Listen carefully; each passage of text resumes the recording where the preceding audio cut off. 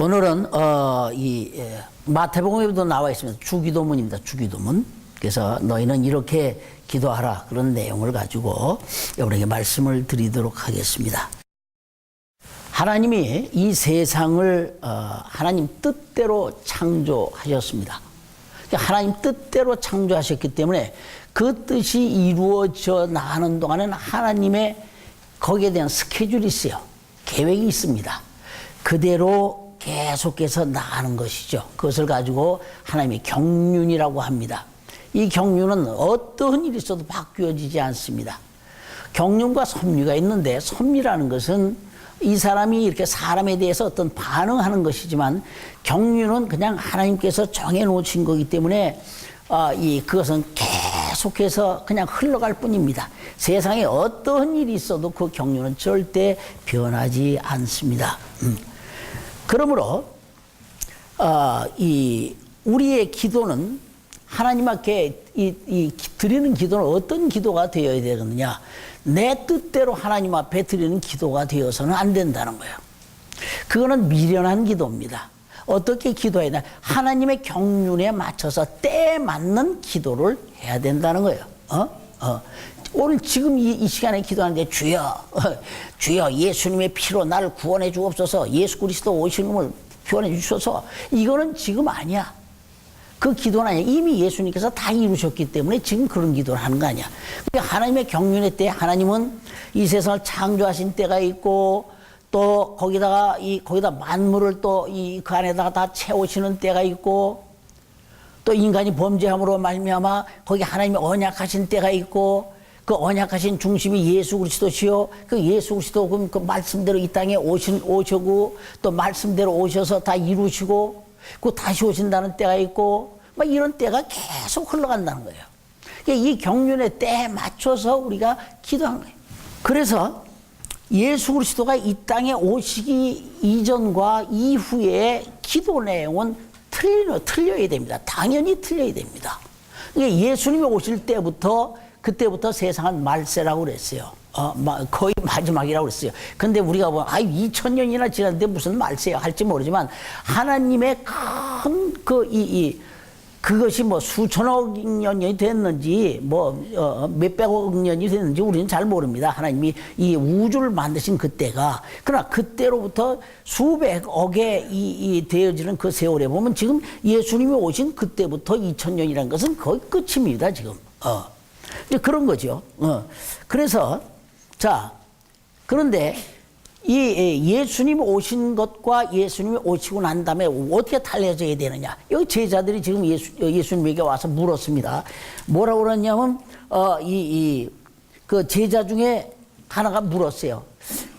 요한이 자기 제자들, 세례 요한입니다. 세례 요한이 자기 제자들에게 기도를 가르쳐 준 것처럼 우리에게도 그 기도를 가르쳐 달라는 이런 기도를 지금 하고 있습니다. 이런 요청을 하고 있습니다. 그러면 세례 요한의 기도가 뭐였느냐는 거예요. 세례 요한은 어디까지냐면 예수님 오시기 때까지라고 했어요. 누가복음 16장 16절에 보면 세례 요한은 예수님 오시길 때까지다. 율법과 선지는 예수님이 오실 때까지라고 그랬어요. 그러니까 예수님이 오셔서 이루실 일을 안 할 때의 기도는 당연히 달라야 됩니다. 그 율법의 중심이 뭐냐면 피제사입니다. 피제사. 그래서 항상 구약에 보면 피가 없이는 안 돼요. 항상 피를 흘립니다. 하나님 앞에 나갈 땐 피 흘리고 뭐하면 피 흘리고, 결국 그 중심이 피제사예요. 근데 이 피제사라고 하는 것은 모형이죠. 모형. 비유입니다. 비유라는 것보다 모형이죠. 앞으로 이룰 것에 대해서 미리 그림자로 보여주는 거예요. 이렇게 우리가 짐승의 피를 흘림으로 말미암아 우리가 육신의 잘못된 것을 그때마다 하나님 앞에 피를 가지고 나갈 때 사함을 받는 것처럼, 이제 예수 그리스도 오셔서 그가 피를 흘리시면은 그 피로 말미암아 우리가 영원히 죄사함 받는다는 거예요. 이 믿음을 가지고 율법 아래서 짐승의 피를 흘려가면서 제사를 하는 것이죠. 그래서 이들이 하면서, 그렇게 우리가, 그러니까 이들이 벌써 이것을 누구한테 이 약속을 했냐면 아브라함에게 약속했지요. 또 모세에게 또 그래서 그 율법의 그 제사를 보여준 겁니다. 그래서 실상이신 예수 그리스도께서 오셔서 피 흘려 주소서, 이것이 율법 아래서의 기도의 핵입니다. 핵심이죠. 그래서 그러니까 율법이라는 건 뭡니까? 자기 스스로가 죄를 아는 것이죠. 율법으로 말미암아 율법을 행함으로 의로워질 수는 없어요. 그러니까 이것이 당시에 바리새인이나 서기관이나 이런 사람들이 아주 잘못한 것은, 이 하나님께서 율법을 주셨는데 율법 아래서 그 자기들이 율법에 있는 것을 하나하나 행함으로 자기들은 의롭다라고 칭함을 얻는다는 거예요. 잘못돼도 한참 왜곡돼서 잘못되어진 것이죠. 율법의 핵심이 뭐랬어요? 피라고 그랬어요. 그럼 율법 아래서 이들이 해야 되는 것은 뭐예요? 날마다 죄 가운데 있는 거예요. 죄. 율법 아래서는 의로움이 없다라고 그랬어요. 율법의 결국에 율법의 일은 모든 사람을 죄인 만드는 겁니다. 그래서 세례 요한이 이 요단강에서 그 세례를 줬죠. 많은 사람들 불러 세례를 줬는데, 그때 그 세례가 뭐냐? 그 세례는 내가 죄인임을 알렸다 하는 거예요. 내가 죄인임을 아냐? 내가 죄인인 것을 아느냐? 그렇습니다. 그러면 확실히 죄인이다라고 그래서 확증하는 것이 바로 세례 요한의 이 세례였습니다. 그래서 율법의 요구는 결국 뭐냐 하면은 우리를 구원해 달라는 거예요. 기도가 그렇고 율법의 요구가 바로 그겁니다. 그래서 그 요한이 말이지, 금식해 가면서 그렇게 기도를 했습니다. 그래서 예수 그리스도께서는 바로 이 땅에 오신 것은 이런 율법의 아래에서 기도하는 이들의 기도, 율법의 기도를 이루기 위하여 이 땅에 오신 것이 바로 예수님입니다. 예수님께서 이 땅에 오셨는데 율법 아래서 의롭다 하는 자를 만나러 온 것이 아니라 율법 아래 나는 죄인으로소이다 라고 하는 사람을 만나기 위해서 예수님이 오셨어요. 그래서 예수님이 오셔서 말씀하신 것이 병자에게 의원이 필요하듯이 나는 의인을 만나러 온 것이 아니라 죄인을 만나러 왔다라고 그랬어요. 그러니까 결국 그러니까 세례 요한이 모든 사람을 율법으로 이렇게 이 죄인 되게 한 것을 예수님은 가서 그걸 인계받는 거예요. 그래서 모든 죄인들이 세례받는 그 자리에 가서 예수님도 세례 요한의 세례를 받았어요. 그러니까 그들의 그 죄를 넘겨받는 것이죠.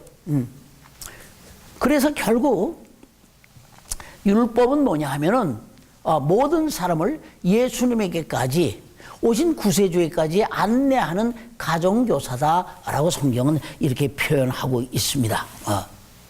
그분이 오셨어요. 그리고 이루셨습니다.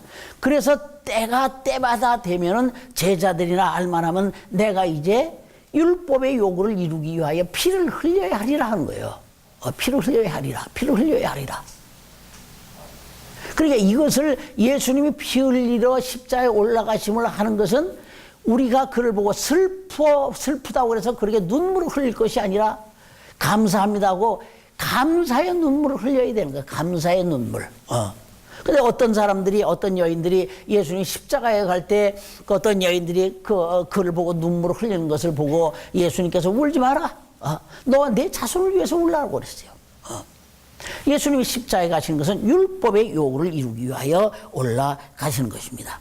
그래서 이제 그러니까 세례 요한 때까지의 기도와 이후의 기도가 확실히 달라져야 되는 거예요. 그래서 가르치신 겁니다. 너희는 이렇게 기도하라.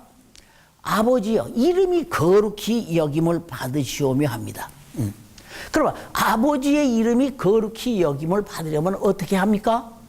자, 우리 가정에서 자식들이 나가서 할 때, 요즘은 내 잘 모르겠어. 옛날엔 그랬거든요. 가문의 명예를 더럽히지 말라. 그랬어요. 그러면 그 가문에 누구야? 아버지의 이름이 있어. 아버지의 이름을 영화롭게 하려면 자식들이 가서 제대로 해야 돼. 자식들이 가서 개 잡아나면 아버지의 이름에 먹칠하는 거라고 그랬어요. 그 아버지의 이름이 거룩히 여김을 받으시오면 아버지의 이름이 뭐예요? 아버지의 이름이 곧 예수입니다. 사실은 하나님 아버지가 누구시냐? 우리는 하나님 아버지 영원히 볼 수 없습니다. 이전에도 아무도 본 사람 없고 이후에도 영원히 하나님 아버지를 친히 볼 사람은 아무도 없어요. 어떤 제자가 예수님에게 이제 그만 아버지를 보여달라고 그랬어요. 그랬더니 야, 내가 이렇게 오래 있으면서 내가 너한테 오늘까지 이렇게 가르쳤는데 아직도 아버지를 내가 보여달라고 하느냐? 나를 본 자는 곧 아버지를 본 자라고 그랬어요. 자, 그러니까 예수라는 이름이 뭐야? 예수라는 이름이 곧 아버지 이름이 되는 거예요. 그러니까 예수 이름. 그러니까 그 예수 이름이라는 게 뭐냐면 마태복음 1장 21절에 내가 아들을 낳으리니 그 이름을 예수라 하라. 이는 자기 백성을 죄에서 구원하실 이름이라고 하는 거예요. 자, 그러니까 아버지 이름을 거룩히 여긴다라고 하는 것은 주께서 피 흘려 이루신 죄 사함을 모두에게 알려서 그들도 죄 사함에 이르게 하는 거예요. 그래서 그들도 하나님을 아버지라 부를 수 있게 만드는 것, 바로 이것이 아버지 이름을 거룩히 하는 겁니다. 예수의 이름을 이 땅에 드러내는 것이 거룩히 여김을 한다는 거예요. 그 예수님도 이렇게 기도하신 적 있어요. 요한복음 17장 4절의 말씀에 아버지께서 내가 행하라고 주신 그 일을 내가 이루어 이 세상에서 아버지를 영화롭게 했습니다. 그런 거예요. 아버지의 이름을 영화롭게 했다는 거예요. 바로 이것이 거룩히 여기는 것이다. 이게. 여러분, 우리는 늘상 아버지 이름을 거룩히 여길 수 있도록 그런 우리의 일생에 살아있는 기간 동안에 얼마든지 그 일을 할 수 있어요. 기회가 여러분에게 항상 있습니다.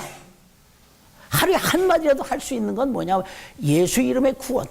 저들에게 한마디라도 하고 저들 그 길로 인도하면은 그거 하나님 제일 기뻐하시는 것이죠. 그런데 내 지금 저 생각이 나서 좀 얘기를 하겠어요.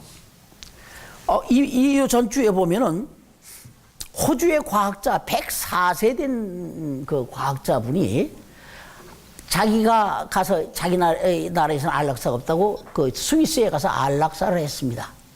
근데 그걸 보면서 참 이 사람이 세계 뉴스를 탈 정도 되면은 그 사람은 지금 부족함이 없는 사람이에요.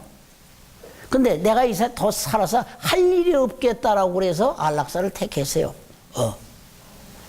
과학자예요. 난 이 사람이 왜 이 사람 주변에 이 사람에게 하나님의 이름을 거룩히 여김을 받으시오며 라고 가서 전할 사람이 왜 없었느냐는 거예요.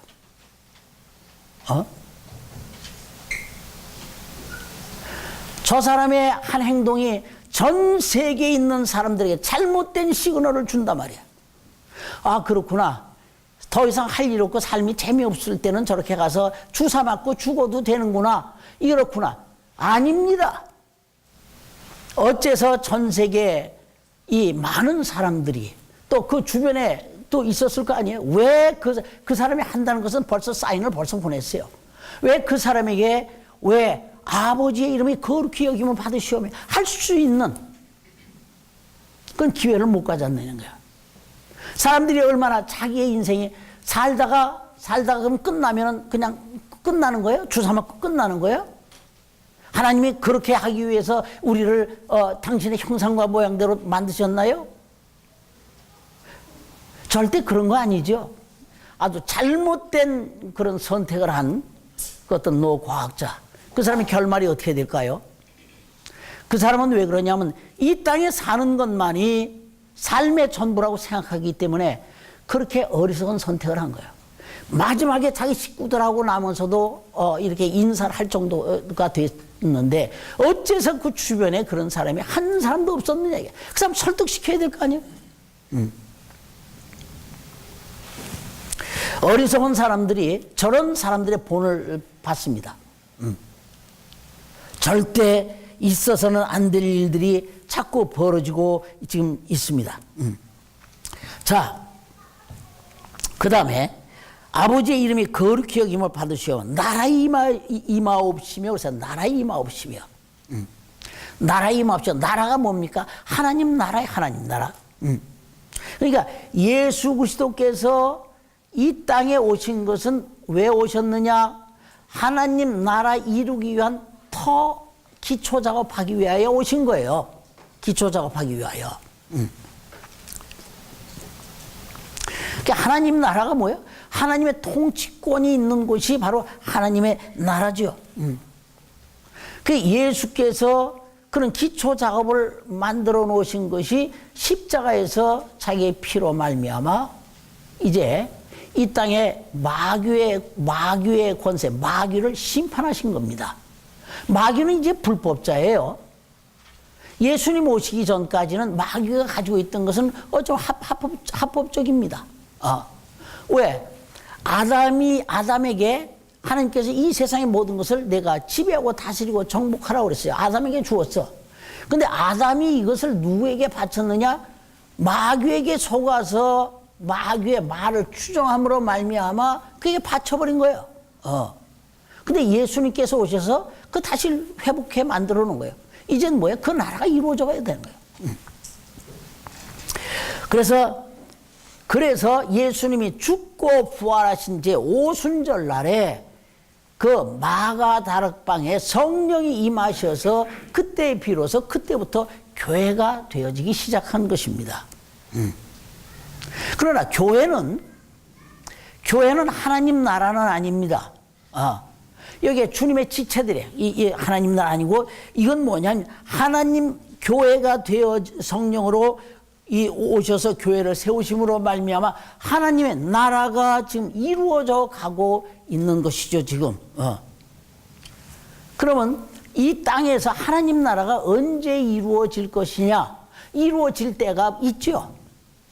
이루어질 때가 분명히 있습니다. 그래서 그 나라를 위해서 기도하는 거예요. 하나님께서 태초에 이 천지 만물을 창조하신 모든 것은 하나님 나라 이루기 위해서 하신 겁니다. 이게 그 첫 번째가 언제 이루어지느냐? 지금 교회로 말미암아 예수님 오셔서 십자가에 피 흘려서 터 작업을 하시고 난 다음에 언제냐? 터 작업을 끝나고 난 다음에 성령이 오셔서 교회를 세우시고 이제 계속해서 이루어져 가지고 있죠. 그리고 예수님 재림하시고 난 다음에 그때 이 땅에서 이루어질 나라가 있습니다. 그때 이루어질 나라가 있어요. 예수님은 이 땅에 오셨어도 예수님은 세 가지 직분 다 가지고 있습니다. 왕의 직분, 또 선지자의 직분, 이 제사장의 직분 다 가지고 있습니다. 제사장과 선지자의 직분은 다 이루셨어요. 그러나 그분이 왕이 되신 적은 없습니다. 근데 왕이 반드시 되셔야 돼. 왕이 언제 되어지느냐? 이 땅에 주님 재림하셔서 이제 이 천년 왕국이 이루어질 때 그분이 왕입니다. 그분이 오셔서 다스리시는 것이죠. 그때가 되어집니다. 그러나 이것은 영원하지 않습니다. 이 나라는 영원한 나라가 되어야 되는데 영원한 나라가 언제 세워지느냐? 천년 왕국이 다 지나고 난 다음에 그 다음에 이 땅을 마지막으로 한번 정리를 하죠. 백보자 심판을 통해서 마지막 이 세상 것을 완전히 정리하고 난 다음에 이 땅에서 이런 교회 안에 있던 이 모든 사람들, 또 이런 예수 이름으로 구원되어진 이런 사람들, 이 사람들을 그냥 들어 올려서 이들이 어디로 가냐? 그냥 이 사람들이 우주 밖에 있는 영원한 하나님 나라로 가는 겁니다. 어떤 사람들은 그래요. 이 우주 밖에 어디 공간이 있는데 거기 있다라고 그러는데 아니에요. 이 우주는 그런 곳이 아니에요. 여기는 그런 곳이 아니야. 우주 밖에 우리가 가야 할 하나님 나라가 있어요. 그래서 우리가 하늘이라는 것도 몇 가지가 있느냐면 봐요. 이 땅에서 우리가 하늘이라면 세 가지 우리가 크게 볼 수 있죠. 새가 다른 날아다니는 하늘, 공중 하늘이 있고, 그 위에 하늘은 별들이 있는 하늘, 이런 거 있어요. 이게 있고. 근데 그 다음에 하늘이 어떤 하늘이냐면 저 위에 하늘이라는 거예요. 우주 밖에 있는 영원한 하늘, 바로 거기로 우리가 가야 합니다. 거기에서 그 하나님 나라에는 누가 들어가느냐? 그 하나님, 그래서 지금 너희가 이렇게 기도하라. 나라 임하옵시며, 바로 그 나라가 최종 나라야. 그러니까 하나님께서 이 땅을 영원한 때 전부터 이 계획하신 것은 디도서 1장 2절에 있습니다. 영원한 때 전부터 하나님이 세우신 뜻, 우주 만물을 창조하신 뜻은 뭐냐면 자기의 피로 말미암은 이렇게 구원 얻은 이들과 영원한 나라를 이루기 위해서 그랬다는 거예요. 그러니까 우리가 가야 할 곳은 바로 거기입니다. 이것이 딱딱 맞아야 돼요. 딱딱 맞아 들어가서 해야지. 예수 믿는 사람, 그게 무조건 믿으면 돼, 믿으면 돼. 물론 처음엔 그럴 수 있습니다. 그러나 이제는 우리가 성장할 때는 분명히 알고 가자는 거예요. 분명히 알고. 우리가 가야 할 곳이 어디냐. 이제 이런 걸 알아야 저런 이단들의 이런 가문이설에 우리가 속아 넘어가지 않고 우리의 소망이 어디 있냐. 우리가 예수를 왜 믿느냐. 어디를 가야 되느냐. 이런 것이 분명히 있는 거예요. 그래서 이 땅에서 신앙생활을 잘하고 이런 사람들은 이제 어떤 순교의 반열에 오른 사람들은 천년왕국 때도 어떻게 되냐면 예수님처럼 예수님이 왕이신데 그 왕 같은 제사장의 반열에 오른다라고 그랬어요. 그 영원한 하늘나라에 가서도 우리가 그런 상이 있습니다. 그때 상이 어떤 상인지는 몰라요. 그때 상이 어떤 상인지 몰라. 거기도 분명히 상이 있습니다. 해 영광, 달의 영광, 별의 영광, 별의 영광이 있다고 그랬어요. 영광이 다 다르다는 거예요. 이 땅에서는 영광이 다르지 않습니까? 근데 어떤 사람이 이렇게 질문해요. 그러면 하늘나라에 가서도 남이 잘된 걸 보면 말이야 배가 아픈데 그게 무슨 천국이냐 그런 얘기를 해요. 근데 이 땅하고는 틀리지. 거기에서는 남이 잘 되는 걸 봐도 질투가 나질 않는 곳이야. 그러니까 거기서 질투가 나면 안 되지. 비교가 되어지는 건 아니고 자기 스스로 받은 자만이 누릴 수 있는 거예요. 그건 절대 시기나 질투가 나지 않은 곳이 어디야? 그것이 영원한 하나님 나라입니다. 거기에서 우리가 오늘날 신앙생활을 이렇게 열심히 하고 하는 것은 그때를 위하여 준비하는 것이다. 이게요. 준비해야 되지 않겠어요?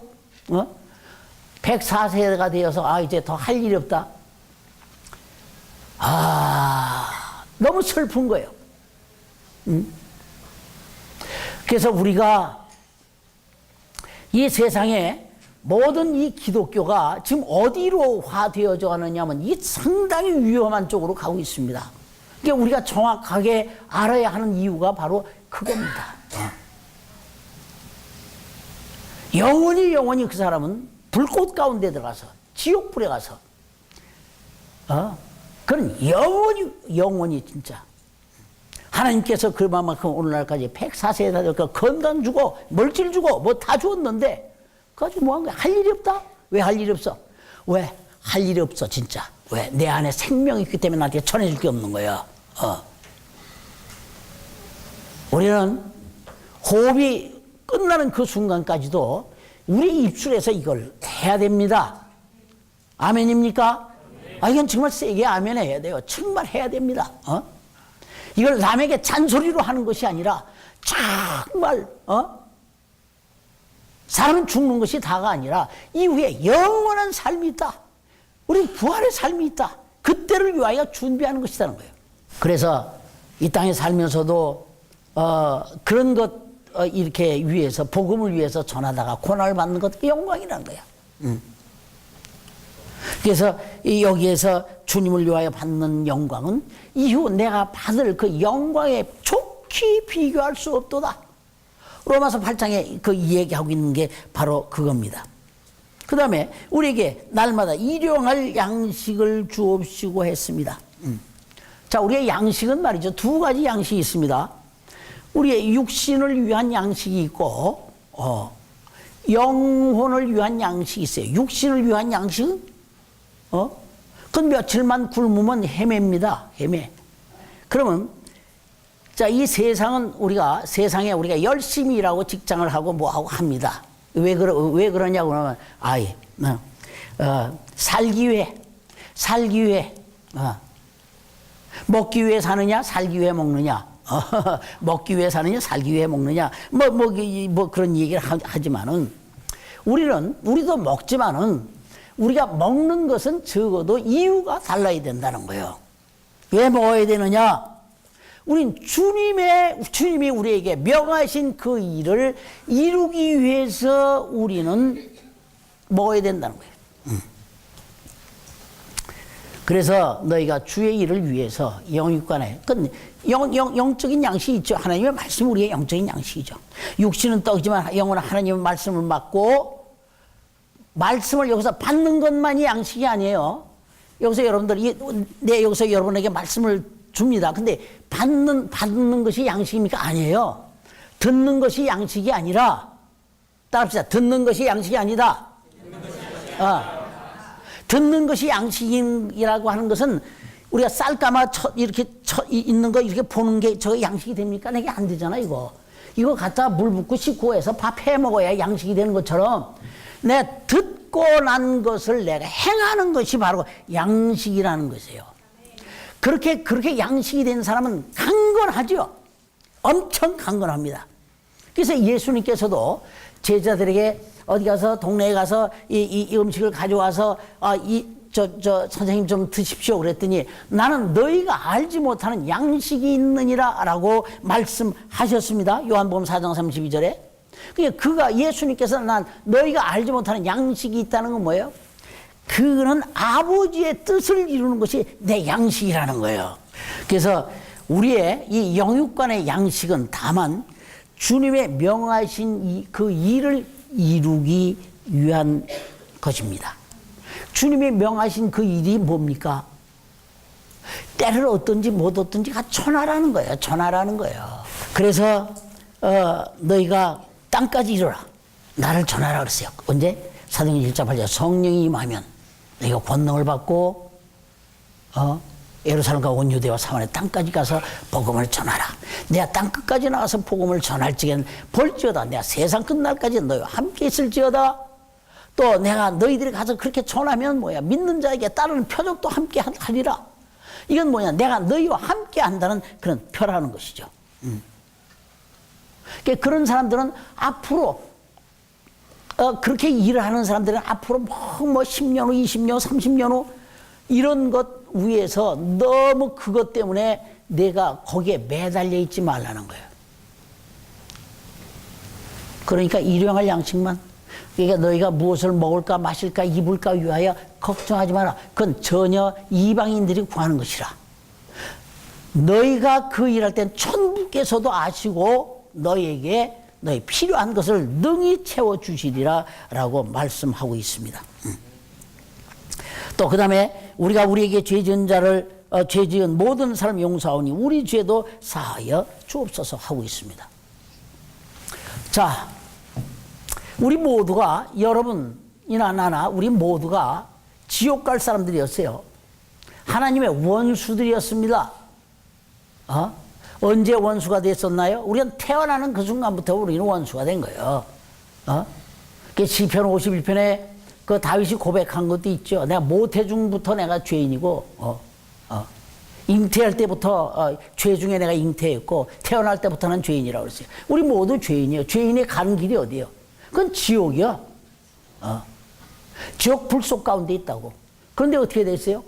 우리가 그런데 누구에 의하여 이 복음을 듣고 사람이 그저 이 땅에서 떡으로만 사는 것이 아니라 사람 이외에 영원한 생명이 있구나.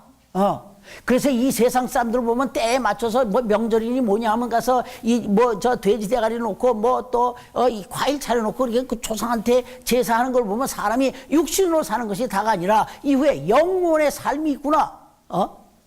9,000원 맴돈다는 얘기가 저 사람들 예수를 안 믿지만 저 사람들 하는 얘기도 맞구나. 그렇다. 육신이 죽는 것이 다가 아니로구나. 깨닫고 나서 그렇게 깨닫는 거죠. 어디서 그런 걸 알았어요? 세상 사람들은 다만 그걸 미신이라고 그러지만 아니에요. 그 근거 있는 얘기예요.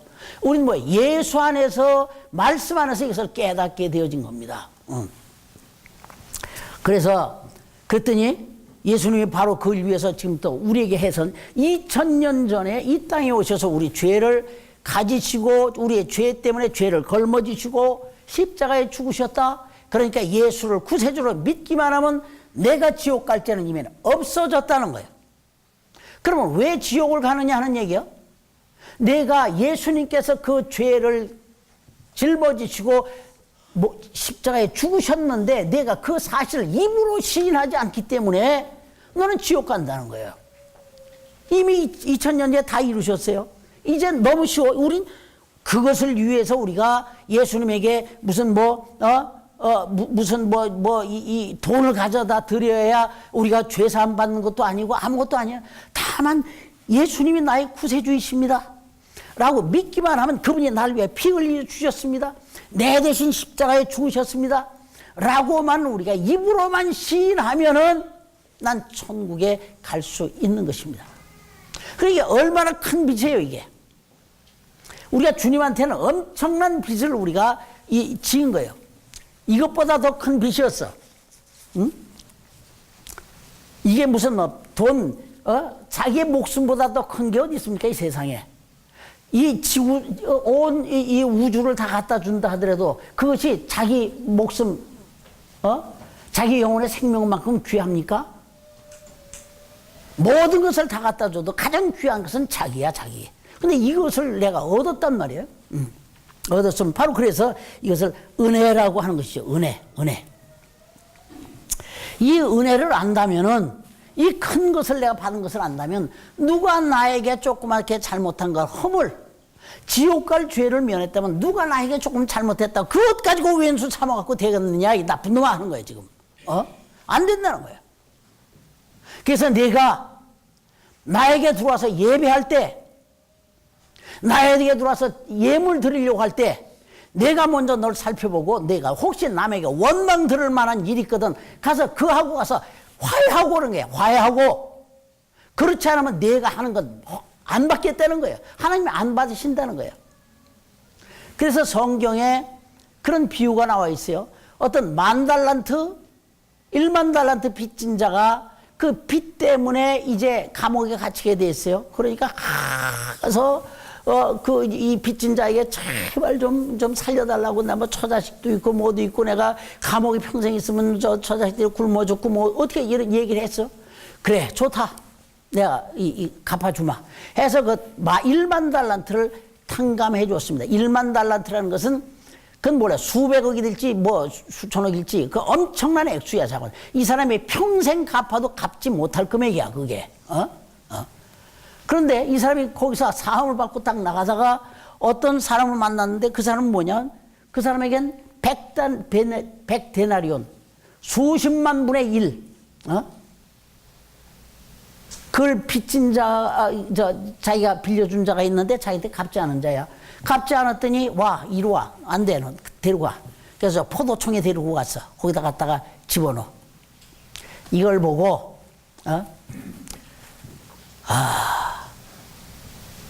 내가 너에게 사해준 것 다시 되물린다, 안 된다 라고 한다고 예수님께서 비유로 말씀하셨습니다.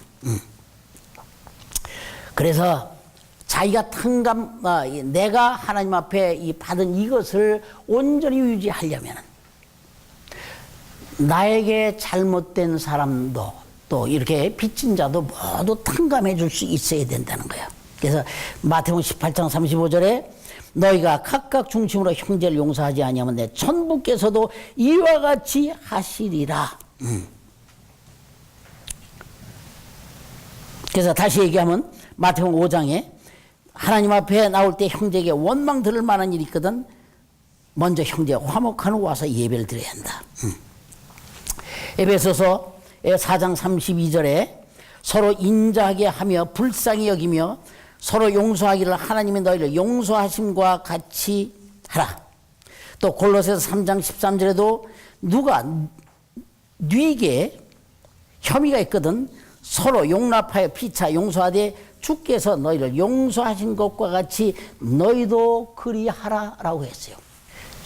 그래서 우리가 예배 시간 전에 하나님께 먼저 감사하고 그 다음에 우리가 회개하고 내놓고 이것은 우리 입으로만 하는 것이 아니라 실제 해야 됩니다. 실제 그걸 해야 됩니다. 그 다음에 우리를 시험에 들게 하지 마옵소서라고 했습니다. 자, 시험이라는 것은 두 가지입니다. 하나는 테스트하는 거예요. 학교에서 요전에 보니까 애들이 전전주일인가 시험 봤대. 그건 뭐예요? 한 단계 그 사람의 이 실력을 업그레이드 하기 위한 하나의 방법이죠. 그러니까 이 시험은 하나님이 우리에게 믿음의 테스트를 하시는 적이 분명히 있습니다. 근데 또 하나는 뭐냐 하면은 마귀가 우리를 넘어지게 하는 마귀의 시험입니다.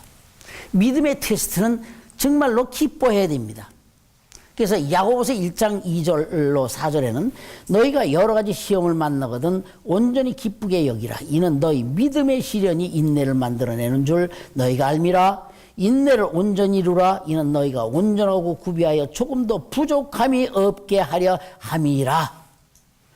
그래서 인내는 연단은 소망을 이루게 하는 것이라. 로마서 사도 바울도 이렇게 말하고 있습니다. 그러나 마귀의 시험은 어떠냐 하면 우리를 유혹하여 도적질하고 죽이고 멸망시키려고 하는 것이라는 거예요. 이런 시험을 왜 당하나? 이런 시험이 당할 적에 아무나 당하는 게 아니에요. 그런 꼬투리가 있을 때 당하는 겁니다. 마귀의 시험은. 어떤 사람은 자기의 욕심에 이끌려 미혹되는 것이다. 이게. 자, 마귀가 와서 얘기를 했어요. 너도 이 선악과를 먹어봐라. 그럼 너도 하나님같이 되어진다. 그랬더니 갑자기 여기서 욕심이 생겼어. 그래? 그럼 하나님같이 한번 되어볼까? 순간적으로 생각한 거예요.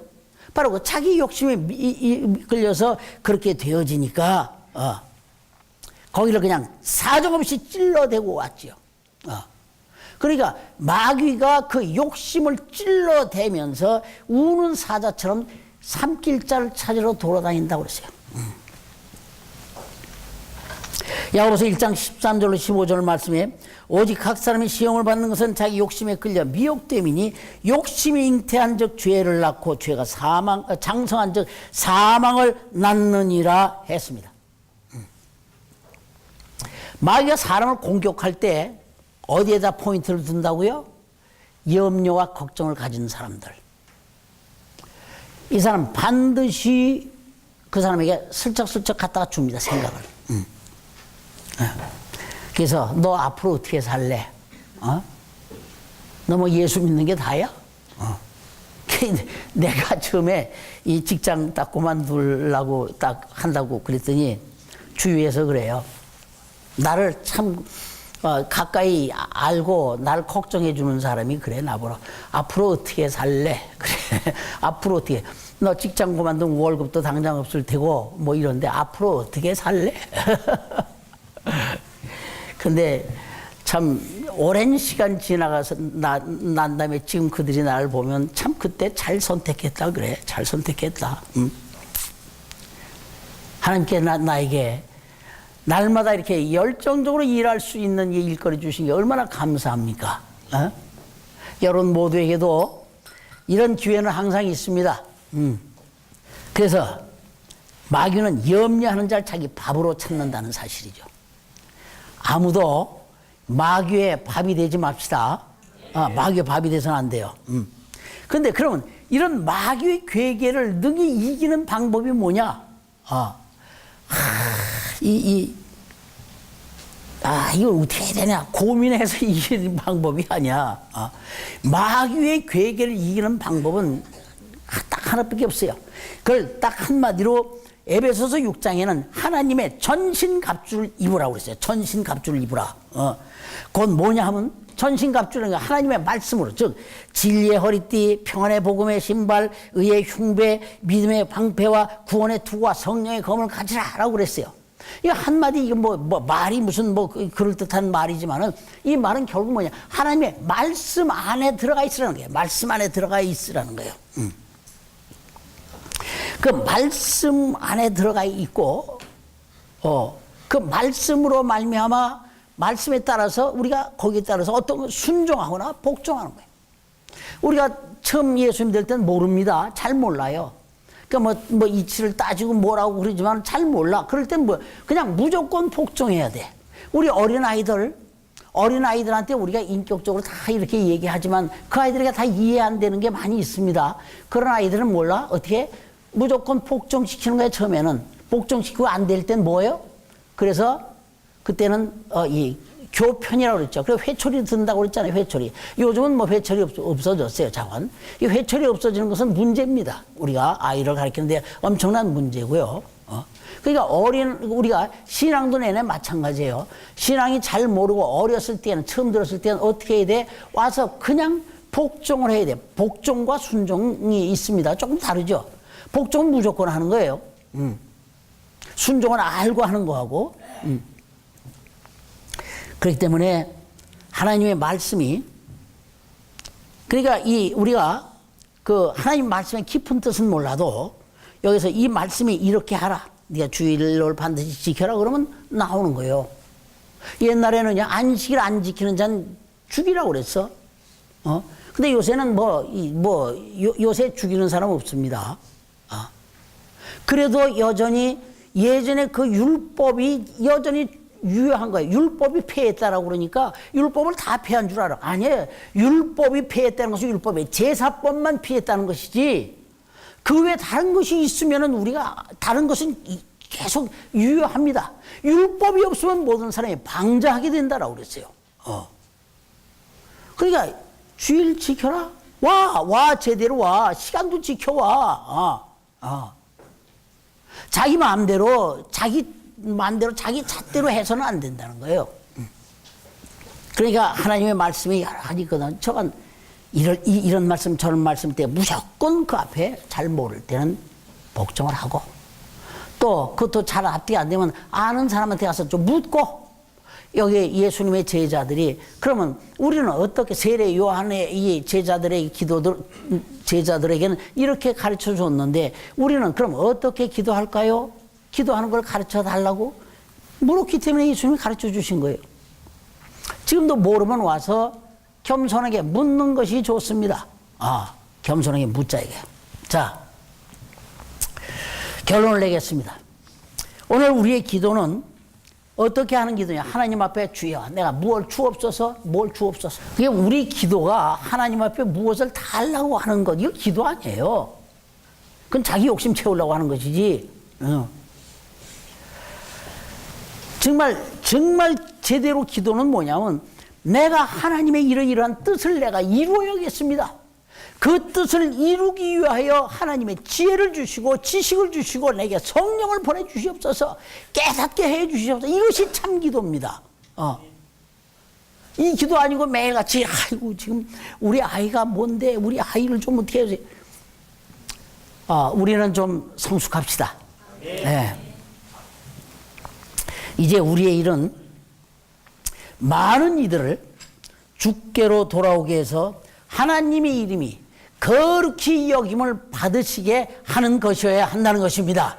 그런 일 때문에 주의 이름으로 욕을 받는 것은 복이라고 했습니다. 그러므로 우리의 기도는 다만 모든 삶을 다해 주여 주를 증거하겠사오니 주여 나를 보내주시옵소서, 나를 써주시옵소서 라고 하는 기도가 되어야 할 것입니다. 이번 한 주간도 오늘 주님이 우리에게 주신 이 말씀을 가지고 승리하는 여러분이 되시기를 예수 이름으로 축원합니다.